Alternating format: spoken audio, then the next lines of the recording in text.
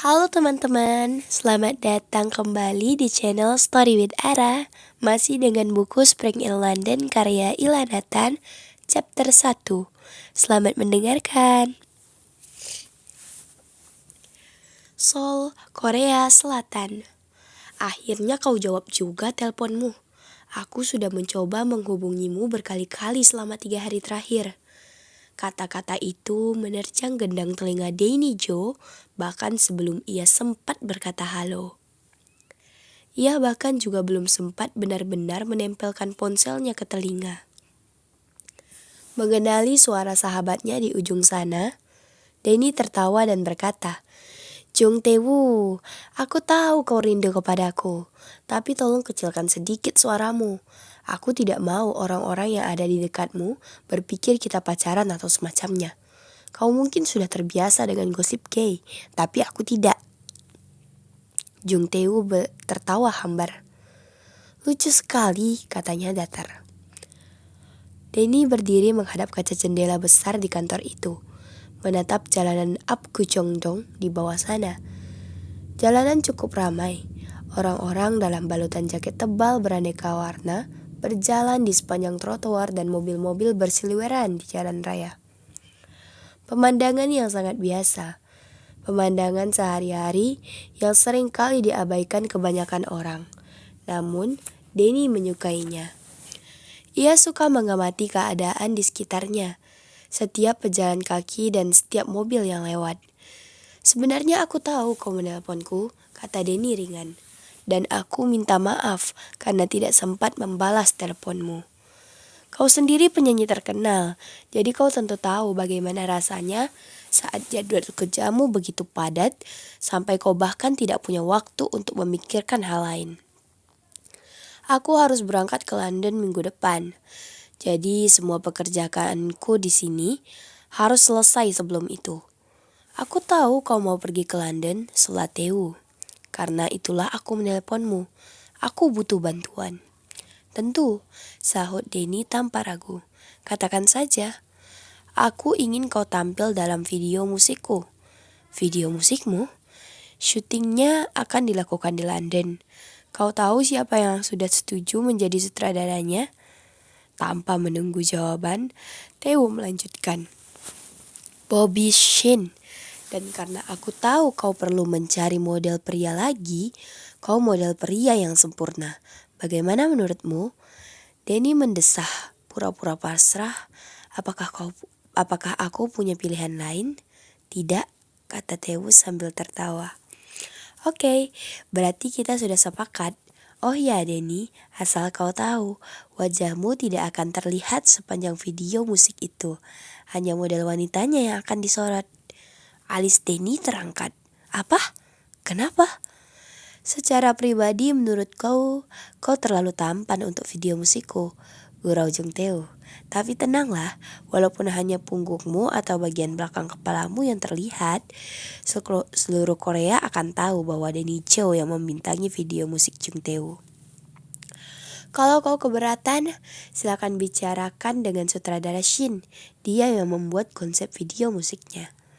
Danny kembali mendesah berlebihan, namun mulutnya tersenyum. "Jung Tae-woo, aku ini orang sibuk, baik di sini maupun di London nanti. Jadi katakan padaku, kenapa aku harus meluangkan waktuku yang berharga untuk tampil dalam video musikmu kalau wajahku tidak akan terlihat?" Mengabaikan pertanyaan Danny, Jung Tae-woo malah balas bertanya, "Sibuk? Maksudmu sibuk pacaran?" Lalu ia terkekeh, "Kapan kau akan mengenalkan pacarmu kepadaku?" Alis Danny terangkat heran. "Apa maksudmu? Pacar apa?" "Gadis yang kulihat keluar dari restoran di Gangnam bersamamu kemarin malam. Apakah gadis itu yang membuatmu sibuk akhir-akhir ini?" Mata Danny menyipit begitu teringat kejadian kemarin malam. Dan beberapa kejadian sebelum kejadian kemarin malam. "Dia bukan pacarku." "Oh, yang benar saja." "Dia bukan pacarku," ulang Danny, menekankan setiap kata. "Lagi pula apa-apaan ini? Kau sudah beralih profesi menjadi wartawan atau apa?" Jung Tae-woo tertawa. "Hei, aku hanya bertanya. Saat itu pintu kantor terbuka dan Denny berbalik.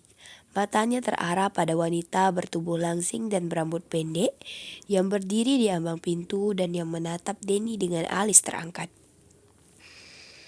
Denny yakin kakak perempuannya heran dia muncul di sini tanpa pemberitahuan.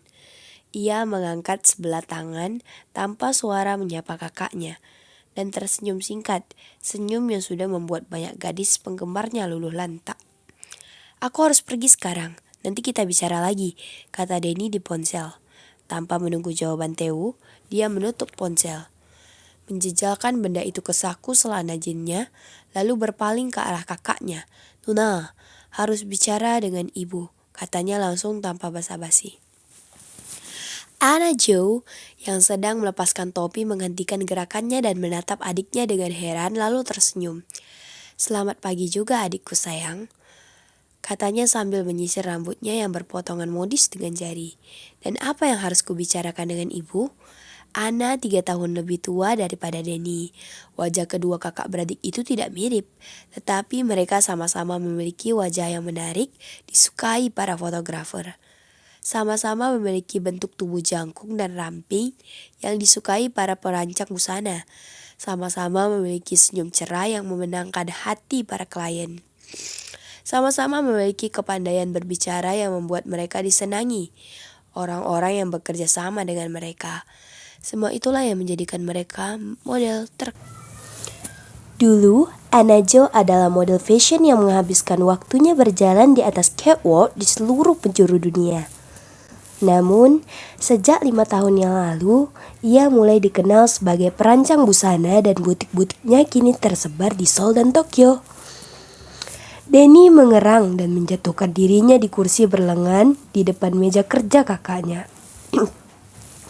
"Nuna, aku benar-benar harus bicara dengan ibu," katanya lagi. Kali ini dengan suara yang terdengar tertekan. "Ibu tidak bisa terus berusaha menjodohkan aku dengan anak perempuan sahabatnya, atau saudara perempuan kenalannya, atau seperti yang terjadi kemarin malam, keponakan perempuan orang yang baru dikenalnya di salon. Ini sudah kelewatan. Kenapa tiba-tiba saja ibu begitu bersemangat ingin menjodohkan aku? Dan asal Nuna tahu, akhir-akhir ini aku sangat sibuk dan tidak punya waktu untuk main-main." Kalau kakaknya lebih dikenal sebagai model catwalk, maka Denny lebih dikenal sebagai model iklan. Wajahnya sering terpampang di majalah-majalah dan iklan televisi. Menurut survei salah satu majalah remaja populer, Denny Jo adalah salah satu bintang iklan paling diminati di Korea Selatan. Walaupun akhir-akhir ini ia mulai memfokuskan diri pada impiannya yang lain, yaitu menjadi sutradara video musik. Anna tersenyum lebar dan memeriksa surat-surat yang diletakkan sekretarisnya dengan rapi di atas meja kerja. "Kurasa kencan buta yang diatur ibu untukmu kemarin malam tidak berjalan mulus. Kau tidak suka gadis itu?" Denny mencondongkan badan ke depan, wajahnya serius. "Apakah Nuna percaya kalau ku bilang gadis itu baru lulus SMA?" Mata Anna melebar menatap adiknya, lalu tertawa terbahak-bahak. "Astaga, ibu benar-benar sudah kelewatan kali ini." Denny mendesah berat dan bersandar di kursinya kembali. "Apa yang ibu rencanakan? Kenapa ibu ingin aku segera menikah? Aku tidak mengerti. Nuna harus membantuku menyadarkan ibu. Kalau tidak, aku bisa gila. Kenapa bukan kau sendiri yang bicara dengan ibu?" "Aku sudah mencobanya, tapi ibu tidak mau mendengarkanku," sahut Denny. "Ibu beralasan bahwa dia hanya ingin membantu karena aku terlalu sibuk bekerja sampai tidak sempat bersosialisasi. Katanya, siapa tahu di antara gadis-gadis yang dikenalkannya kepadaku itu ada yang cocok untukku. Katanya, dia hanya bermaksud baik dan aku seharusnya menghargai usahanya." Denny terdiam, lalu menatap kakaknya dengan mata disipitkan. "Jangan-jangan Nuna dulu menikah juga karena dijodohkan ibu?" "Join Ho, jangan sampai kakak iparmu mendengar itu." Anna Jo memperingatkan sambil tertawa. Dia sangat gencar mengejarku dulu. Denny tersenyum masam. "Aku tahu." Anna Jo memandang adiknya yang sedang tertekan itu dengan perasaan geli, bercampur kasihan. Setelah 3 kali mencoba dan gagal, kurasa ibu akan menyerah. Denny menggeleng cepat. Oh, kurasa tidak. Kemarin ibu bertanya kepadaku wanita seperti apa yang kusuka. Untuk memudahkannya mencari wanita yang tepat untukku. Begitu katanya. Aku yakin dia masih belum menyerah. Lalu apa yang kau katakan padanya? Kali ini Denny tersenyum kecil. Kukatakan padanya, kami akan melanjutkan pembicaraan itu setelah aku kembali dari London. Ana mengangkat alis. Oh, kau jadi pergi ke London? Denny memang pernah bercerita pada kakaknya bahwa ia akan pergi ke London untuk bekerja dengan Bobby Shin, salah seorang sutradara video musik terkenal di Korea. Walaupun sutradara Shin sudah menetap di London bersama keluarganya, kadang-kadang ia masih aktif bekerja di Korea. Denny sudah beberapa kali bekerja sama dengan sutradara Shin dalam pembuatan video musik dan ia sangat mengagumi pria yang lebih tua itu. Sekarang, Denny kembali ditawari oleh sutradara Shin sendiri untuk bekerja sama dengannya di London. Bukan sebagai model, tetapi sebagai asisten sutradara. Denny tidak mungkin melepaskan kesempatan sebesar itu. Aku akan berangkat minggu depan, kata Denny. Ibu pasti uring-uringan, kata Ana sambil tersenyum kecil dan menyandarkan tubuh ke sandaran kursi. Dia tidak pernah merasa tenang kalau kau pergi ke luar negeri. Apalagi kali ini kau akan bekerja dengan sutradara Shin. Kau pasti akan cukup lama tinggal di sana. Kau sudah memberitahu ibu tentang ini? Denny tersenyum lebar. Oh ya, ibu mengeluh panjang lebar dan terdengar sangat kecewa. Tapi tidak apa-apa, yang penting aku bisa melarikan diri darinya untuk sementara. London, Inggris, 1 minggu kemudian. Naomi Ishida membuka matanya yang terasa berat. Lalu ia mengangkat tangan menutupi mata dan mengerang pelan. Sinar matahari yang menembus jendela kamar tidur menyilaukan matanya. Ia menguap lebar sambil meregangkan lengan dan kaki dengan posisi yang masih terbaring di tempat tidur. Lalu ia memaksa diri berguling turun dari tempat tidur. Berjalan dengan langkah diseret-seret ke meja tulis di depan jendela untuk mematikan lampu meja yang masih menyala dan memandang keluar jendela. Tidak biasanya langit kota London terlihat cerah. Sepertinya musim semi yang ditunggu-tunggu sudah tiba. Naomi membuka jendela dan menarik napas dalam-dalam, mengisi paru-paru dan seluruh tubuhnya yang masih lemas dengan semangat musim semi. Tetapi karena udara masih terasa dingin, Naomi cepat-cepat menutup jendela dan menggosok-gosok kedua tangannya. Tiba-tiba matanya terarah ke jam kecil di atas meja dan ia pun terkesiap. Oh dia, erangnya. Ia berlari ke pintu kamar tidur dan membukanya dengan satu sentakan tepat. Mengagetkan kedua teman satu flatnya yang sedang duduk mengobrol di dapur tepat di luar kamar tidurnya. Apa yang terjadi? Gadis bertubuh jangkung, berkacamata dan berambut merah panjang yang sedang menggenggam cangkir kopi dengan kedua tangan menatap Naomi dengan alis terangkat heran. Walaupun penampilannya pagi ini lebih mirip penghuni panti rehabilitasi, piyama bergaris-garis, jubah kebesaran, rambut acak-acakan, dan wajah mengantuk, Julie Humphrey yang lebih muda daripada Naomi sebenarnya adalah putri seorang pengusaha kaya yang lebih memilih mengejar mimpinya menjadi aktris panggung daripada masuk universitas. Dan selama beberapa tahun ini, ia memang sering tampil di atas panggung pertunjukan di West End, meskipun hanya mendapat peran-peran kecil. Aku terlambat, kata Naomi panik sambil berlari ke kamar mandi di samping dapur. Aku punya jadwal syuting video musik hari ini dan aku terlambat. Julie mengibaskan sebelah tangannya dan berkata, kau terlalu berlebihan, Naomi. Kau tidak pernah terlambat. Paling-paling kau hanya terlambat bangun 10 menit. Dan aku tahu kau pulang ke rumah malam kemarin. Kau berhak bangun lebih siang. Ia kembali menyesap kopinya dan mendesah muram. Aku kasihan pada orang-orang seperti kita bertiga yang tetap harus bekerja di hari Sabtu yang indah ini. Naomi menyerukan sesuatu yang tidak bisa dipahami dari kamar mandi karena ia sedang sibuk menggosok gigi.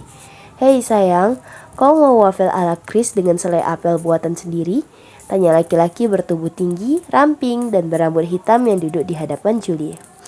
Kau tahu benar selai apel buatanku bisa membuatmu merasa seperti melayang di angkasa. Christopher Scott yang aslinya berasal dari Edinburgh, Skotlandia. Berprofesi sebagai koki di salah satu restoran terkenal di Soho. Walaupun ketika pertama kali bertemu dengannya, Naomi merasa Chris lebih mirip preman karena tato naga dan ular yang ada di sepanjang lengan kanannya. Meskipun begitu, Naomi harus mengakui bahwa ia belum pernah bertemu preman yang memiliki mata seperti Chris. Mata biru yang benar-benar biru, mata yang bisa membuat wanita manapun yang ditatapnya mendadak tidak bisa berpikir apa-apa. Tapi sayangnya, Chris tidak tertarik pada wanita. Naomi kembali menyerukan serentet kata-kata yang tidak jelas artinya. Chris menoleh ke arah Julie. Apa katanya? Julie mengangkat bahu. Mungkin dia tidak mau melayang di angkasa? Tepat pada saat itu, pintu kamar mandi terbuka dengan suara keras dan Naomi melesat kembali ke kamar tidurnya. Disusul dengan suara pintu lemari dibuka dengan gaduh dan gantungan-gantungan baju berjatuhan ke lantai. Tolong jangan panik sayang, seru Chris, tempat duduknya di dapur.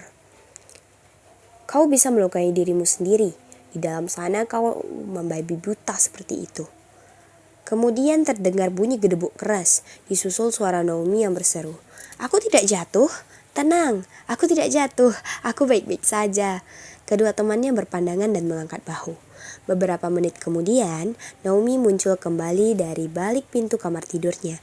Ia sudah berpakaian lengkap, sampai ke sepatu bot dan topinya.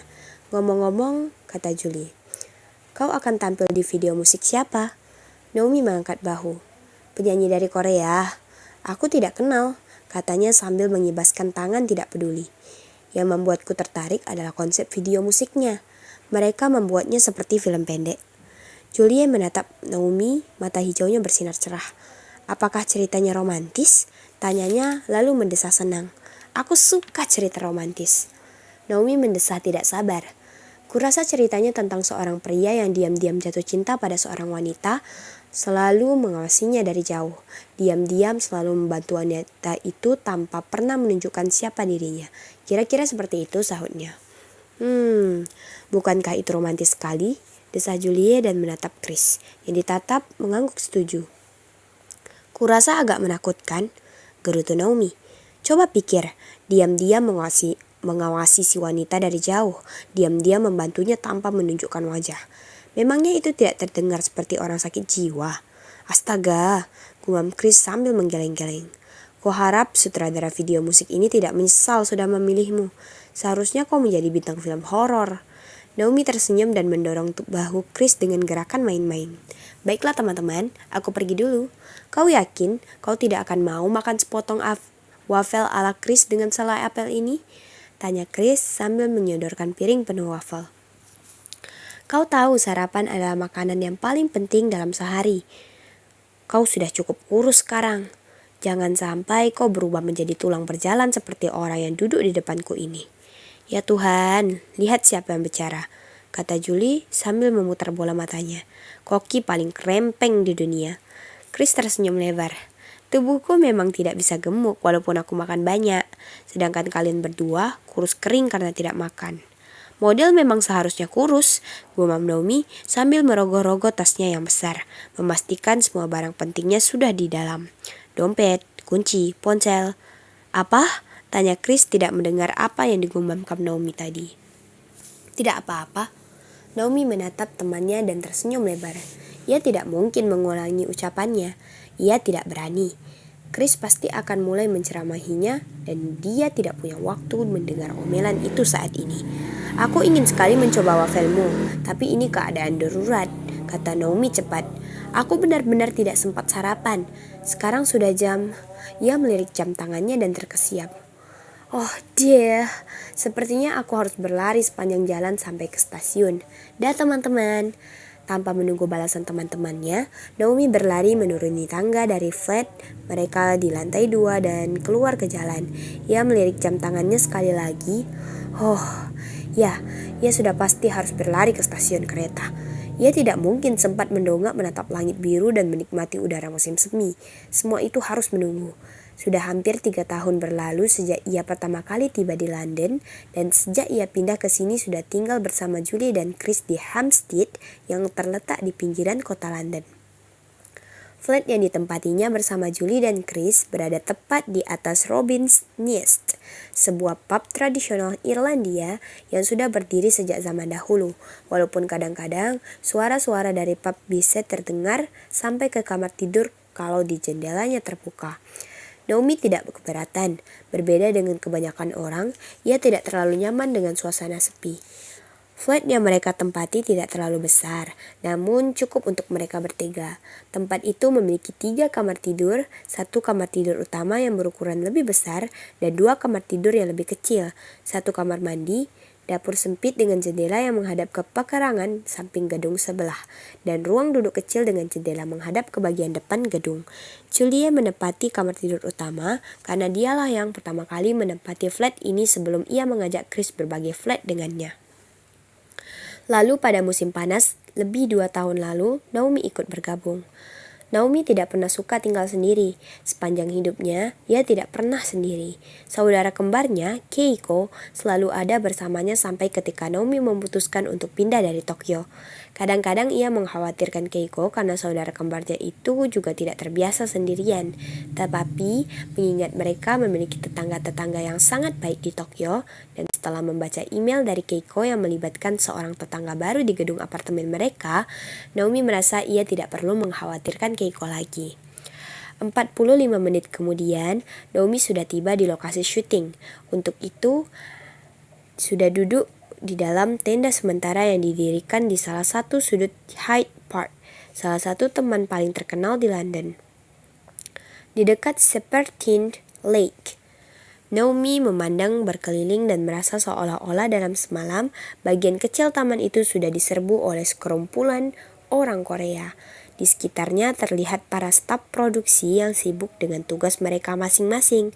Berjalan cepat dari satu tempat ke tempat lain, mengangkut sesuatu, memasang sesuatu, dan saling berseru dalam bahasa asing yang sama sekali tidak dipahami Naomi. Naomi juga baru menyadari bahwa selain Bobby Shin alias si sutradara video musik yang sudah pernah ditemuinya pada saat wawancara awal dan penata rias yang bertanggung jawab atas penampilan Naomi dari ujung kepala sampai ujung kaki, tidak ada staf produksi lain di sana yang bisa berbahasa Inggris. Tetapi pekerjaan Naomi sering menuntutnya berpergian ke luar negeri dan bekerja sama dengan orang-orang asing yang tidak bisa berbahasa Inggris dengan fasih. Jadi, ia merasa ia bisa mengatasi sedikit hambatan komunikasi ini. Ini tehmu. Naomi menoleh dan melihat penata riasnya yang memperkenalkan diri sebagai Yun, mengulurkan secangkir teh harum yang mengepul. Senyum Naomi mengembang. Saat itu ia baru teringat, ia belum sarapan dan perutnya tiba-tiba berbunyi pelan. Ia menerima teh itu, menyesapnya, lalu mendesah senang ketika kehangatan teh itu menjalari tenggorokan, dada dan tangannya. "Kau juga lapar?" tanya Yun dengan bahasa Inggris yang masih dihiasi logat Korea. "Mau makan ini?" Naomi menatap sekotak donat yang disodorkan ke depan wajahnya. Gemuruh di perutnya semakin keras. "Terima kasih banyak, kau benar-benar penyelamatku," katanya sambil mengambil sepotong donat berselimut coklat. Seorang model memang seharusnya kurus, tetapi seorang model tidak seharusnya mati kelaparan. Penata riasnya yang sangat ramah itu meletakkan kotak donat di meja di depan Naomi, membuat Naomi bertanya-tanya apakah ia boleh mengambil sepotong lagi kalau ternyata ia masih belum kenyang. "Ngomong-ngomong, kau sudah pernah bertemu dengan lawan mainmu di video musik ini?" tanya Yun ketika ia mulai menggulung rambut Naomi dengan roll-roll besar. Naomi mengalihkan pandangan dari kotak donat dan menatap wajah Yun yang bulat di cermin. "Belum, aku belum pernah bertemu dengannya. Aku bahkan belum tahu namanya," sahutnya dan kembali menyesap tehnya dengan enak sekali. Mata Yun yang sipit langsung berbinar-binar. "Cho In-ho," katanya singkat. Ketika melihat Naomi yang menatapnya dengan pandangan bertanya, ia melanjutkan, "Lawan mainmu namanya Jo In-ho, tapi ia lebih dikenal dengan nama Danny Jo." Naomi berhenti mengunyah donatnya. Yun memandang berkeliling. "Di mana dia ya? Tadi aku sempat bertemu dengannya." Ia mendesah dan kembali menggulung rambut Naomi. "Mungkin kau tidak tahu, tapi dia sangat terkenal di Korea, sering membintangi iklan dan video musik." Karena Naomi tidak berkata apa-apa, Yun menambahkan, "Tidak perlu khawatir, dia sangat baik. Oh, dan dia juga tampan. Benar-benar tampan. Kalau kau melihatnya nanti, aku yakin kau akan jatuh pingsan." Naomi masih diam, hanya menunduk menatap teh kental yang mengepul di dalam cangkir kertasnya. Mendadak, sejak kehangatan yang dirasakannya tadi menguap begitu saja. Tiba-tiba Yun menepuk-nepuk pundaknya. "Hei, lihat, itu dia," bisik Yun dengan nada mendesak.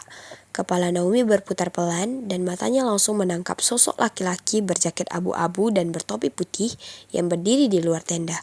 Laki-laki itu melepaskan topi dan menyapa orang-orang yang mengelilinginya. Dengan senyum lebar, berjabat tangan dan membungkuk kepada beberapa orang. "Ups, hati-hati, tehmu bisa tumpah."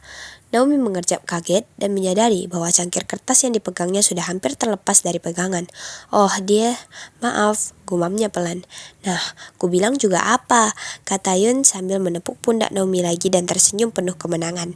"Kau memang terlihat hampir jatuh pingsan." Naomi memalingkan wajah dan menatap cermin, namun ia masih bisa melihat bayangan Denny jauh di sana. Tepat pada saat ia melihat Yun berbalik dan mengangkat sebelah tangannya yang memegang sisir, lalu berseru, "Hei, Denny." Naomi membeku. "Oh tidak." Denny menoleh ke arah mereka, ke arah Naomi. Sedetik mata mereka bertemu di cermin. Mata laki-laki itu seolah-olah menatap lurus ke mata Naomi. Hanya sedetik sebelum Naomi buru-buru mengalihkan pandangan, menatap Yun yang tersenyum lebar padanya di cermin. "Dia kesini," kata Yun. "Akan kuperkenalkan kau padanya." Naomi tidak bisa bernapas. Ia mencengkram lengan kursinya erat-erat. Ya Tuhan. Nantikan kelanjutan kisah Naomi dan Denny di episode selanjutnya teman-teman. Sampai jumpa.